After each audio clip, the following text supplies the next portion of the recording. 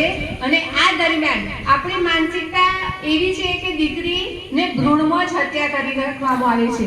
તો આ વિષયને લગતું રોત ઋષિબેન સ્ત્રી ભ્રૂણ હત્યા નિવારણ માટેનું એક પાત્ર અભિનય તમારી સમક્ષ રજૂ કરશે. ઋષિ.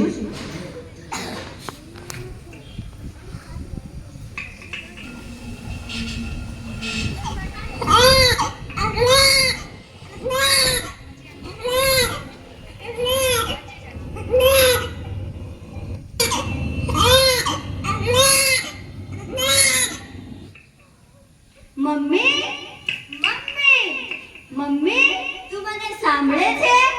મમ્મી, હું તારી દીકરી. મમ્મી, મમ્મી, હું તને ખૂબ પ્રેમ કરીશ.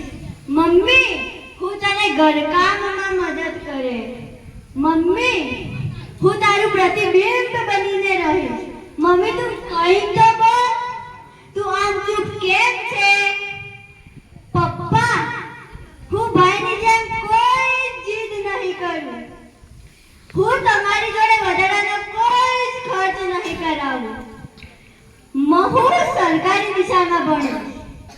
હું પોતે જ મહેનત કરીશ. મારે ટ્યુશન કે બીજી કોઈ સગવડતાની જરૂર નથી.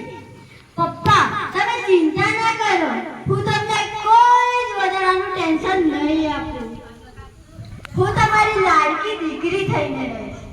તમારું નામ રોશન કરીશ. જ્યારે તમે થાકીને ઘરે આવશો ને ત્યારે હસતા મોઢે તમને પાણીનો ગ્લાસ આપીશ. તમારા માટે સરસ સરસ વાનગીઓ બનાવતા શીખીશ. સાચે પપ્પા, હું કોઈ જીદ નહીં કરું. પરંતુ તમે તો કંઈક બોલો.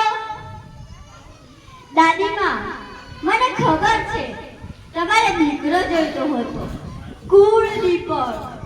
પરંતુ હું તમારા કુળનું નામ રોશન કરીશ. હું દરરોજ તમારી સેવા કરીશ.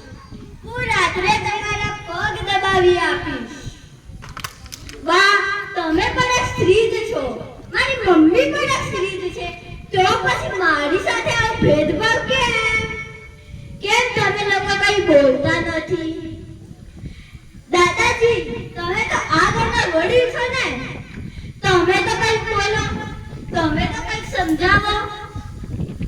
તમે જે ભગવાનના મંદિરે દર્શન કરવા જાઓ છો ને તે ભગવાને બનાવેલ સુંદર દુનિયાને મારે જોવી છે. મારે પણ મારી મમ્મીના ખોળામાં આળોગવું છે. મારે પણ મારા પપ્પાની પીઠ ઉપર બેસીને ઘોડો ઘોડો રમવું છે.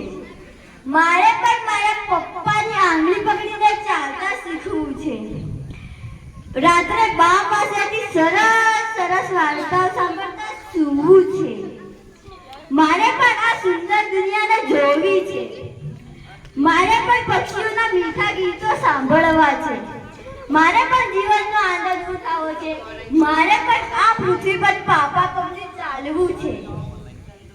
મારે પણ આ ખુલ્લી હવામાં શ્વાસ લેવો છે. મારે પણ આ દુનિયાના 7 રંગોને જોવા છે.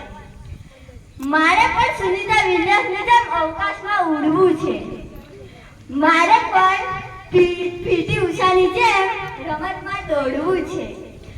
મારે પણ કિંજલ દવે અને ગીતા રબારી જેમ ગુજરાતમાં નામ રોશન કરવું છે. મારે પણ આઈપીએસ ઓફિસર કિરણ બેદીની જેમ જય હિન્દના નારા લગાવવા છે. મમ્મી, તું મને ભૂખમાં જ ના મારી નાખ. મારે પણ તારી જેમ આ દુનિયામાં આવવા દે. મમ્મી,